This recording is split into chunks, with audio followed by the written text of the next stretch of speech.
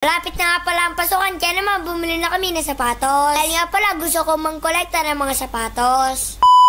Ngayong araw nga pala ay pumunta kami sa Target Mall. Dito nga pala ay meron nakita si Mama Tampi na babagay kay Tampo. Ngayon lang kasi namin ito nakita. Nakita nga pala ito kay Tampo, kaso nga pala ayaw ni Tampo. Kaya naman pipili kami ng iba. Andito nga pala si nanay at tatay. Kaya naman pinunta na namin sa labas. Bali nga pala ngayong araw lang sila nakasama sa amin. Dahil nga pala medyo gumagaling na si nanay Tampi. Kaya naman napapasmile na lang siya. Nagutom nga pala dito si Tampo. After that nga pala ay bumalik na kami sa taas. Pumili na ng sapatos. Si Tampo nga pala ay pipili rin. Ito nga pala ay tataya daw si Tatay Tampi. Kaya nga pala ay manalo siya. Kaya nga pala kami napili sa baba, kaya naman umakyat na kami sa taas. Marami nga pala dito magagandang sapatos. Subalit nga pala ay nagpangin na lang si Tampo sa malaking electric fan. Dito nga pala ay meron kami nakita bilihan ng mga cellphone. Si Tampo nga pala ay nagpapabili ng cellphone. Subalit nga pala ay walang naririnig si Papa Tampi. Dahil nga pala paubos na ang kanyang pera. Susunod na siya ibibili na tablet. Iulog nga pala dito ni Papa Tampi yung honor. Kung ito nga pala ay matibay. Bakit nga pala ang nahulog ay power bank. Kaya naman napahiya siya. After that nga pala ay nandito na kami sa Nobo. Dahil nga pala back to school na, kaya naman bibili na kami ng mga gamit. Katulad naman ng notebook at saka papel. Dito nga pala ay grade 1 na si Tampo. Sa nakikita ko nga pala sa pagmumukha ni Tampo ay parang ayaw niya. Kaya naman sumama na siya kay Papa Tampi upang magpabili ng mga pagkain. Dito nga pala ay si Nanay Tampi ay nagsuot ng salamin. Kaya naman napakaganda niya. Habang kami nga pala dito ni Tatay Tampi ay nakaupo lang sa gate. Dahil nga pala sarap upuan ng mga upuan dito.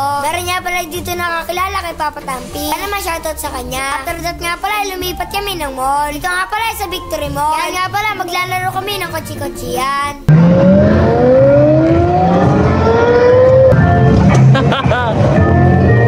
Bubungguin ko si tatay.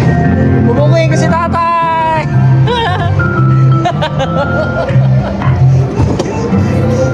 Kaya si tatay, dali. Tatay. Huwag tayo tatay. Ngayon ko lang pala nakita si Papa Tampi na nakipaglaro sa kanyang papa. Lagi niya nga pala itong binubunggo. Kaya naman bubunggin ko siya. Nakipaglaro nga rin pala ako kay Papa Tampi. Grabe nga pala kay saya. Ito nga pala merong napanalunan si Tampo. Sobrang galing talaga ni Tampo pagrating dito. After that nga pala napagod na kami. Kaya naman kumain na kami. At uwi na rin pala si nanay at tatay. Kaya naman paalam sa kanila. Dito nga pala meron kami nakita na para 7-Eleven. Kaya naman pumasok kami dito at bumili. Marami nga pala dito nakita si Mama Tampi na iba't ibang uri ng pagkain. Ito nga pala ang pinamili namin. After that nga pala pauwi na kami. Kaya naman excited na kami umuwi. Ay mga katampi, nakawin na nga pala kami. And then ito yung alam na pag nagbablog eh. So ayan guys, nakawin na nga pala kami. And then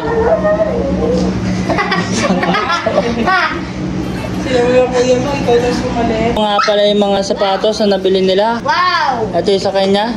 Bago kayo ito eh. Oo nga, bago nga yan. Oh, ganda. Napaganda na. Wow! Jordan na to. Jordan. Ano? Jordan. Jordan. Jordan. Jordan. Jordan. Ito sa ama. Grade 1 na ako. Grade 1 na ako. Makatong David sa akin. Makatong David.